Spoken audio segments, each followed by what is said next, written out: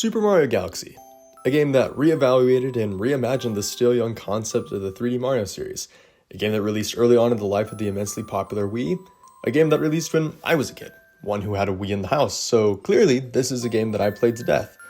Well, no. I do have very vague memories of my dad borrowing this game from my uncle, but the only thing that I remembered was watching him beat the final boss and then the disc being scratched on the cutscene after, so I never knew how the game ended. But a few years after that, Super Mario Galaxy 2 was the game I eventually got and sunk a good amount of time into. I wouldn't play Galaxy for myself until it eventually released on the Nintendo Switch with Mario 3D All-Stars in my late teens. It was an odd experience, playing a game with controls that I was extremely familiar with, yet with entirely different levels, settings, and some power-ups that were new to me.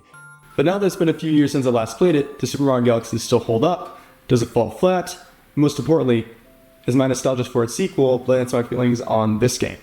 So let's shoot for the stars and go to our next stop on our 3D Mario retrospective.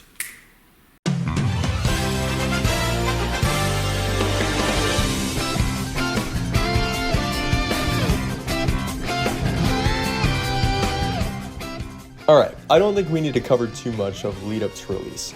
We already know a good amount of the development of this game at this point. You've probably seen some other video on YouTube talking about how Super Mario 128 probably helped influence the sphere walking in this game. So let's just jump right into the intro, shall we? Right off the bat, we're told of the Star Festival that takes place once every 100 years. Well, wouldn't you know it, tonight's the night, and Peach has invited Mario over. You know, she should probably stop doing this. So far, she's been 2 for 2 on bad things happening while she wants to do something with Mario in the 3D games. When we get to the Star Festival, we're greeted with a wonderful sight. Happy Toad Town, star bits falling from the sky, and this atrocity that I can move around with my knockoff PlayStation Move controller. Okay, looking back at the Wii now that I'm no longer 10 years old, it is evident how many of the first-party games on here relied on the motion and sensor bar controls. To be fair, when the main controller you're selling looks like it was born to be shoved into a bunch of plastic husks to swing around, I don't really blame Nintendo for leaning into it and doing so. To give Nintendo credit, the motion controls mostly work really well.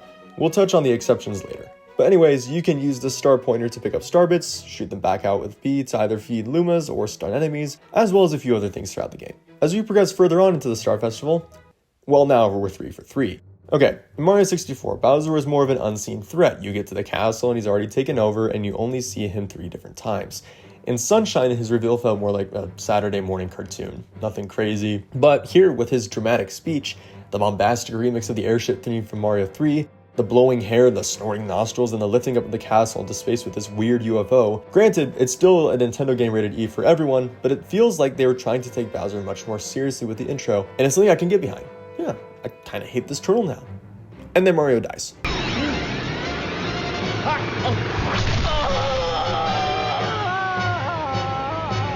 We wake up on this mysterious planet, alone in the vastness of space. There we meet some Lumas who transform into bunnies and challenge us to a game of hide and seek. It's a fun little intro. It helps to set the atmosphere and gives you a planet to run around, acclimate to the gravity mechanic, and learn the controls. Speaking of controls, let's break them down real quick. In terms of Mario's moveset, the moves we have access to from previous games aren't that different, the big difference obviously being that we don't have FLUDD anymore. And to my great joy, the long jump is back. However, we no longer have the dive or sunshine spin jump, and overall Mario's top speed through various moves has been reduced. This was likely changed due to the different design philosophy of levels in Mario Galaxy compared to 64 and Sunshine, going for a more linear and tight design rather than the sandbox approach of the previous games. We'll get a bit more into that later. But for the levels in this game, Mario still controls great. His health meter has been slashed to 3 instead of 8, but the air meter for swimming has been separated from the health meter, and again, the design philosophy behind the levels leads to less enemies and more platforming challenges, which are instant death in any of these games if you fail, so it really doesn't matter as much. Also, nothing will do more than 1 slice of health. It will always only do 1, whereas in older games, you can have things deal multiple bars of health. So, there you go. And after we catch all of the Lumas, we meet Rosalina and this baby Luma, who gives us access to our main mechanic, the spin, which is why we lost the spin jump from Mario Sunshine, is because we have a different spin jump here. You spin by shaking the Wii remote, and can use it to defeat enemies, destroy crystals, use launch stars, and flip levers, among other things. After that, we hop between a few different planets and snag our first power star, which is also a Grand Star. This takes us to Rosalina's Comet Observatory, where the Grand Star we've collected brings us back power enough to restore the observatory to open up this dome where we can access more galaxies, the Terrace. Rosalina then further introduces herself and explains that they were passing by Mario's planet during the Star Festival, and when Bowser kidnapped Peach, he was also able to siphon away the observatory's power stars. Our objective is laid out. The more power stars we collect, the farther the observatory can shoot out Mario to collect more, and once enough power stars have been collected, we can eventually take the observatory to Bowser and stop him. Our first stop in the Terrace is Good Egg Galaxy, and okay. I need to tackle talking about levels a bit differently compared to my previous videos. It was much easier to take my time talking about each individual area from Mario 64 and Sunshine since those games had 15 and 8 major areas respectively, with about 7 to 11 stars and shines in each of those areas. Galaxy has about 15 galaxies with 6 to 7 stars, and 26 smaller galaxies with 1 to 2 power stars. It's the same amount of power stars as 64 and Sunshine, simply spread out across way more locations. For example, despite also having 15 bigger areas, Mario 64 only has 14 stars outside of those major areas. Galaxy doubles that with 28. And most of Sunshine's extra shines were found within blue coins and secret areas found in Isle Delfino as its own separate hub world / area. So with that bigger spread, we'll cover these areas by the observation domes because I can't go into detail on every single galaxy here. And we'll bring up highlights and potential lowlights in each of the domes. Ready? Let's go. Each dome usually has 2 or 3 major galaxies, along with usually including a mini galaxy, which is a quick challenge to get a star, a gimmick galaxy, which is also usually smaller and includes a motion control gimmick, like the star ball, the ray surfing, and the bubble. A hungry Luma will eventually appear outside the dome, and when fed enough star bits, will transform into another mini galaxy. The final galaxy is usually a Bowser or Showdown galaxy, where you have to take out either Bowser or Bowser Jr., which will net you a grand star that you can use to open up the next dome. The Terrace is a great starting point, with Good Egg and Honey Hive being our bigger galaxies, Loop-de-Loop Galaxy housing our ray surfing minigame, Flit Switch and Sweet Sweet as our mini galaxies, and eventually we face off against Bowser Jr.'s Mega Leg for a grand star. It's a really good intro, with Good Egg doing a really good job of teaching you mechanics and having some of the more iconic bosses in the game, with Dino Piranha and King Caliente, and Honey Hive is a bit more open like the sandbox levels of previous games and also gives us our first power-up, which is the Bee Mushroom. Mario gets to hover around a bit and gain a bit of height as he does so. It's probably most comparable to the hover nozzle from Sunshine, but as a bee you can also climb on honeycomb walls and can stand on flowers and clouds without them collapsing under your weight. There are some downsides though. You lose the power-up if you make contact with water, and the power of your spin is drastically reduced, and you can't use a spin to slow your fall in the air, so be careful to watch your fly meter closely. You probably will also find the Rainbow Star here, the Starman stand-in for the Galaxy game since the power stars look extremely similar to them. Mario goes Rainbow and Invincible and gains speed over time. It lasts around 30 seconds and is pretty fun to speed around it. Loop-de-Loop is probably the lowest point of this dome. The ray surfing is definitely aged the worst out of all the motion control and pointer gimmicks. It's not even necessarily that bad, and I'm honestly surprised the motion controls worked as well for me as they did. I was really worried that I was going to be blinded by nostalgia from the gimmicks from Galaxy 2 and have a rude awakening once I came back. They're still probably the weakest part about the game now, but they still hold up really well. The ray is still the worst though. Mega Leg is also a pretty good introduction Grand Star boss and teaches you how to guide homing bullet bills pretty well, which we'll use for a couple of other missions. The Fountain is our second dome, with our major galaxies being Space Junk and Battle Rock, Hurry Scurry being our mini galaxy, Rolling Green Galaxy having our first Starball mission, and the Hungry Luma opening up Sling Pod Galaxy, and our first fight with Bowser giving us another Grand Star. Alright, is it crazy for me to say that this is the most forgettable dome? No, it's my video, therefore my opinion is fact, and everything else is wrong. At least I'm pretty sure that's how the internet works. But really, I know that you will all remember Space Junk Galaxy if I played the music. That stuff is amazing, but I think that it's its biggest selling point. Let's be honest, neither of us remember Terrantox as a boss here until I mentioned them. Battle Rock is also pretty good, but I think the most memorable part of it is the secret star where you blow up trash, which is probably not a good sign. Rolling Green and Hurry Scurry are pretty inoffensive. The Star Ball still controls pretty well, so I don't have complaints there. Sling Pod, on the other hand, it stinks. It stinks bad. It's probably a good thing you can't smell in space because otherwise this place will linger in your nose for the rest of your life.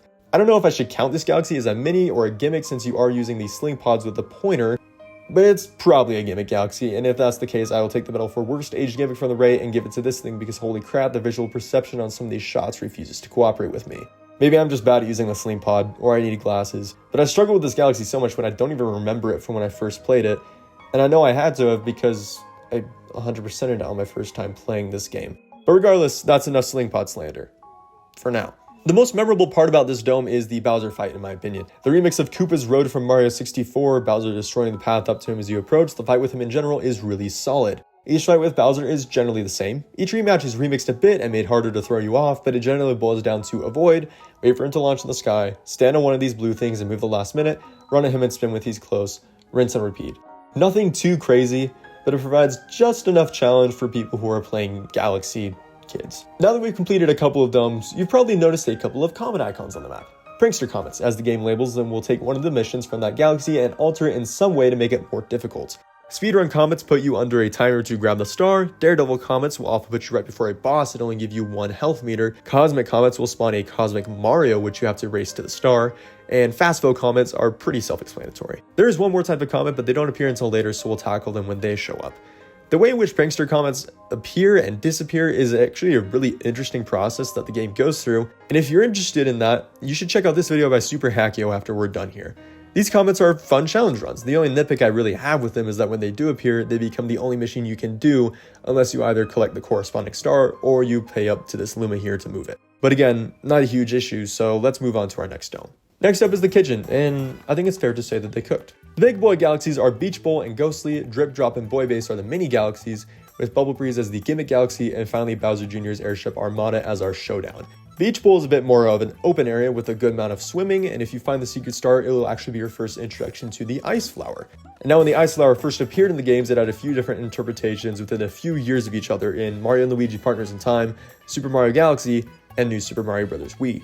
Its more common use from then on has largely followed the new super route of throwing balls of ice that can freeze enemies. While that's a fun interpretation, and it's probably best as they stuck with that, I think Galaxy's interpretation is different and in some cases a lot more fun. Mario becomes made of ice, he doesn't skid when walking on it, and will freeze any water or lava that he walks across. However, just like the bee mushroom and most of the other power-ups in this game, the amount of airtime Mario gets with his spin is drastically reduced. I do wish this version of the Ice Flower would return, but it makes sense that it hasn't, especially since the abilities associated with it would work best in a 3D platformer, not a kart racer or a 2D platformer. Ghostly Galaxy is also great. You've got a mission where you rescue Luigi, and also use the boo mushroom for the first time. You can hover around, shake the Wii remote to become intangible and pass through grates, and boos will now move towards you regardless of if you're looking or not. You'll also lose the power-up if you make contact with any bright light, which makes sense since, well, that's how you defeat the boos in this game. Bouldergeist is also a really memorable boss fight. I think overall it is the highlight of this dome, and yet somehow Boy Base also comes really close despite only having 2 missions. I don't know what high the composers were riding when writing the music for this galaxy, but holy cow,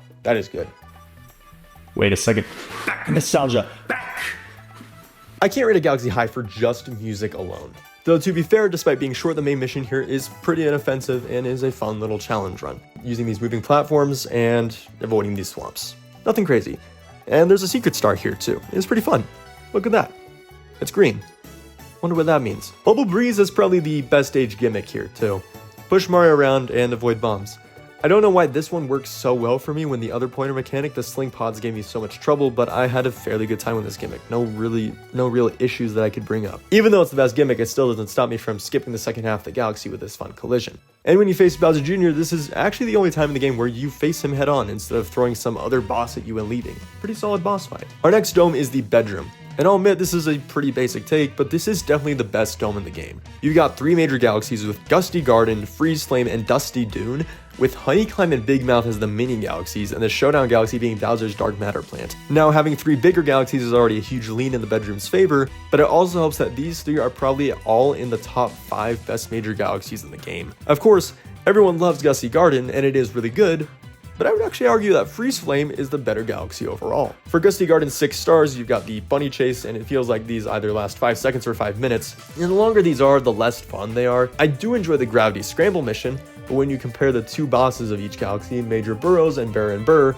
they are both ridiculously easy, but I feel like Baron Burr requires you to actually engage more with it, with jumping and spinning to avoid, whereas Major Burrows, you can defeat him by just mostly running in one direction and then ground pounding when he gets too close and then just double back and spin. I also started thinking that maybe the ice and fire coexisting together gimmick Nintendo's used in their platformers has maybe gotten a bit stale after I saw it again in Bonanza. And by the way, I'm not saying that it's bad, I'm just realizing that EPD8 has put this in 3 of their games now. But then when I pre-played Freeze Flame and realized why it's something they come back to, it just works really well. It's a nice contrast. You start with the Ice Flower mission, then you have the Fire Flower mission, and then you get to swap between them and eventually skate around on lava, and then the Comet is a Cosmic Mario skating race. It all blends together so well, and the secret star relies on you being able to master the Ice Flower well enough to get to a launch star so you can access the back of the mountain. And oh yeah, the Fire Flower is here. This is the only returning power-up from earlier games, and you get to throw around fireballs for a limited amount of time. And yes, your spin height is reduced, but I think one of the best uses of the Fire Flower is here, where you've got to light these 2 torches for the star, and figuring out how to angle the fireball so they'll bounce correctly off the lava was a fun challenge. I like that they gave the fireballs actual physics instead of just bouncing. So that was a really cool puzzle to figure out. I will give Gusty Garden the music though, while comparing these two. They keep bringing it back for a reason. It is very good. Also, don't ask why you're seeing Luigi in Freeze Frame Galaxy. OBS and I already had a long talk about it, okay? Don't need to bring it up. Dusty Dune is no slouch either. There's a couple of different secret stars here that encourage you to keep snooping around for the alternate path, and the main stars are also pretty fun. Honey Climb and Big Mouth are quick, fun little challenges, nothing too crazy, and Bowser's Dark Matter Plant is tons of fun too. Overall, it's just a really good dome with some of the game's most iconic and well put together levels. Not really anything bad I can say about it. After you beat Bowser here, Rosalina will reveal how many more stars you need to fully activate the Comet Observatory and take you to Save Peach. You will need 60 in total to do so. You may already have enough, but before we head there, let's clear out the engine room first. Our bigger galaxies are Gold Leaf, Sea Slide, and Toy Time, with Bonefin and Sand Spiral being our mini galaxies, and Bowser Jr.'s Lava Reactor as our showdown galaxy. Gold Leaf is pretty fun, although the main planet is literally just Honey Hive's main planet mirrored with different planetoids orbiting it. Sea Slide is pretty fun as well. The main highlight here is the Silver Star mission, where you get to freely roam around the galaxy and find the 5 silver stars to summon the Power Star. And Toy Time, well, it has the Spring Mushroom. Everyone knows the Spring Mushroom. Nobody likes the Spring Mushroom. I think that any power-up that actually limits your movement will draw some kind of negativity, which makes it even more confusing for me how this is brought back for Galaxy 2. You can't spin at all, you are forced to continuously hop, and you can jump higher, but only if you time it right. I feel that a power-up like this can only be made more fun if you do something more with it. But with the Spring Mushroom, there's none of that. So with the one ability you get as well as the downsides, it feels more like a power sideways rather than a power down or a power up. I don't know. Sand Spiral is a little more memorable for Mini Galaxy. You get to choose between the Boo and the Bee Mushroom to traverse this area, and then you get the Rainbow Star to run across the spiral after moving over the sand. Oh! Bowser Jr.'s Lava Reactor is a rematch with King Caliente. That's it. That's the entire galaxy. And with that, you do open access to the rest of the Comet Observatory, but it's high time we took on Bowser at the center of the universe. Ready? Let's go. Bowser's Galaxy Reactor is a test of your platforming skills, and with some fun gravity spotlights instead of launch stars, a gauntlet of bullet bills, and finally our last fight with Bowser. There's a good amount of new elements introduced in this fight, but at the end of the day, it still boils down to spin when Bowser is vulnerable, and you'll win. And then we are met with a surprisingly somber cutscene. After you rescue Peach, Bowser's reactor implodes on itself, creating a black hole and sucking everything near it inside, including Bowser's Armada, Peach's castle, and the Comet Observatory. Here, the Luma and Mario's hat, along with countless others, sacrifice themselves to reverse the black hole's course, creating a Big Bang instead. Rosalina then talks to us, explaining how it is every Luma's destiny to one day become something new, whether it be launch stars, pole stars, planets, galaxies, and more. We have seen this in the game, and if you've stopped by Rosalina's library throughout the game, you also get to hear her story, where she meets the Lumas, how they all grieve for their lost mothers, and how they eventually become a found family, with Rosalina stepping up as that mother figure, and how the first Luma she meets transforms into the Comet Observatory to help them travel the universe. It's a simple and beautiful story of grief, friendship, and rebirth, and it comes full circle here with these Luma's sacrifices and transformations remaking the galaxy anew, with everyone living close by, and Rosalina comments on how, as we are all made of that star material, we are all deeply connected. With that, Mario welcomes the new galaxy, and credits roll. Of course, we aren't done. There is still one more dome and a few other galaxies to explore, and beating the game has unlocked the Purple Comet, which will eventually show up in every major galaxy. These comets can be put into two major categories. Some are laid-back explorations of the galaxy with only 100 coins that you need to kind of scour the whole area to get all of them. And the other variety contains a lot more purple coins, but also puts you under a time limit to get 100 of them. It's a really solid post-game challenge to go through old galaxies that you had otherwise completed, and I think it's just a fun little addition. After clearing the engine room, you can access this small platform as well as the next dome. If you enter the house, you can re-access the initial planet Mario landed on, labeled as the Gateway Galaxy. You can get a bit of extra dialogue with Rosalina here, and then you can use this game's final power-up, the Red Star. Here, Mario gets one of the sleekest palette swaps he's ever seen, and gains the power of flight. And this isn't like the Super Leaf or the Wing Cab where you gain some height and then eventually begin gliding, or you have to build up a meter. The power-up is timed, but as long as you have the Red Star, you can spin to activate flight at any time. Any nearby purple coins will also zoom to you if you spin while flying, and the flight also controls really well. Too bad it literally only shows up here and then in the Comet Observatory once you beat this mission. I get that this power-up could have broken any other level you find in the game if you had it, but don't tell me you couldn't have made one or two other missions specifically built around the Red Star. A shame, but a really fun power-up to use nonetheless. And now that we've covered all the power-ups, how do they stack up compared to other power-ups in the 3D games? Well, they're definitely even more situational than Mario 64's caps, but due to Galaxy's tighter level design, I feel that they work much better here. There's also a much wider variety compared to 64 and Sunshine's 3 to 4 additional power-ups and nozzles respectively, and while that variety does open the door to potential stinkers like the Spring Mushroom and great but underutilized power-ups like the Red Star, it also gives you incredible concepts like the Ice Flower and the Bee Mushroom. I think I like Sunshine's nozzles overall a bit more, but I think Galaxy's better use of situational power-ups places it above 64. Anyway, there's also a Hungry Luma near the gateway entrance, and he opens up the mini galaxy of Boo's Boneyard. Nothing crazy, you can just use the Boo's Mushroom to race this Boo for the star. After that, our last dome is the Garden, with Deep Dark, Dreadnought, and Melty Molten as the major galaxies, and Matter Splatter and Snowcap as the mini galaxies. Melty Molten is far and away the highlight here, with the sweet music, a surprisingly really fun Starball section, a rematch with a fired up Dino Piranha, and to my knowledge, the only Daredevil comet that doesn't include a boss fight. It's just a run through the first mission without getting hit. It's a really fun, difficult yet fair galaxy, and I think the same applies to Deep Dark. My main highlight from there is a pretty fun secret star where you need to solve a gravity puzzle to get light to defeat a Boo. Dreadnought Galaxy is the worst major galaxy of the game. Not necessarily by any fault of its own. I just think that it has all the parts from earlier galaxies that I like the least. In many ways, it's like a successor to Battle Rock Galaxy.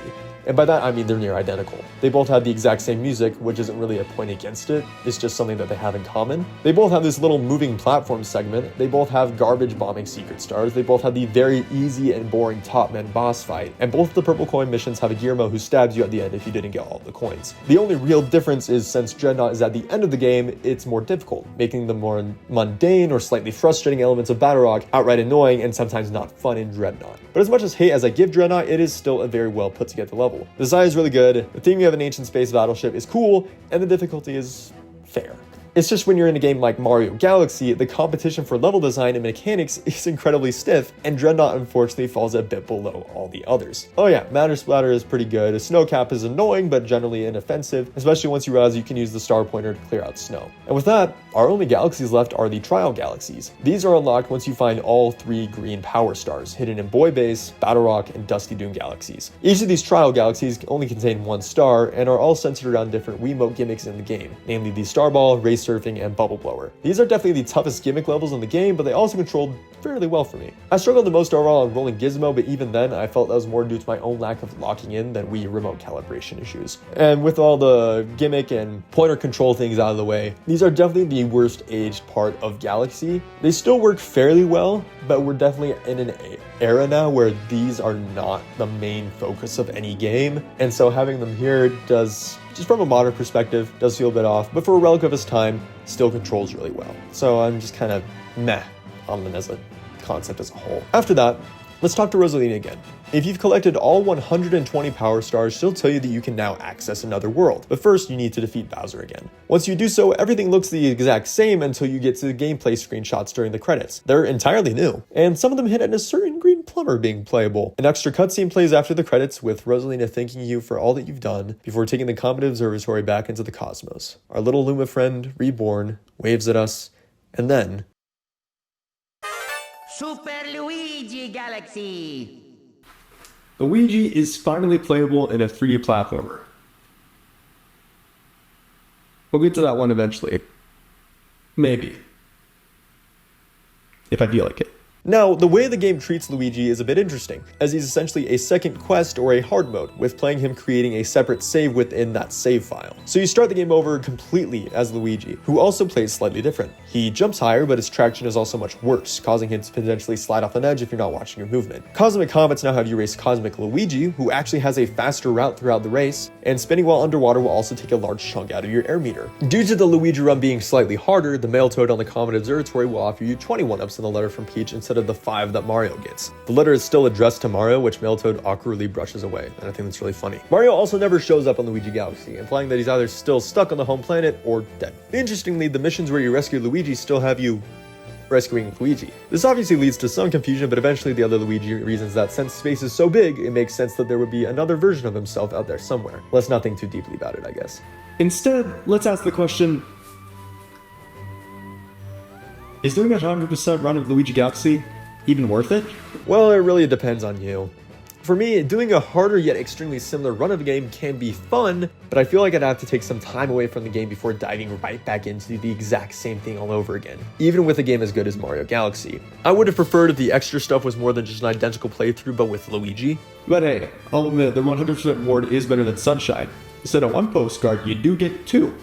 In all seriousness, Mario Galaxy's final thanks for doing everything in the game is unlocking one more galaxy for both Mario and Luigi to complete. The Grand Finale Galaxy. It's very simple, you collect purple coins at the Star Festival. But being able to talk to plenty of the residents here at the end of your journey is a sweet moment. And after collecting the last star, you receive 2 different postcards after completing the galaxy with both brothers. Again, it's nothing crazy, there's no extra hard final level lurking in the background, but it's also not a lazy PNG stapled in at the end of the credits. It feels similar in nature to finding Yoshi on the castle after 100%ing Mario 64. Congratulating you for doing everything the game has for you, giving you a little present, and leaving you be. And with all the fun I've had with Super Mario Galaxy, I don't think I'd have it any other way. And that is Super Mario Galaxy.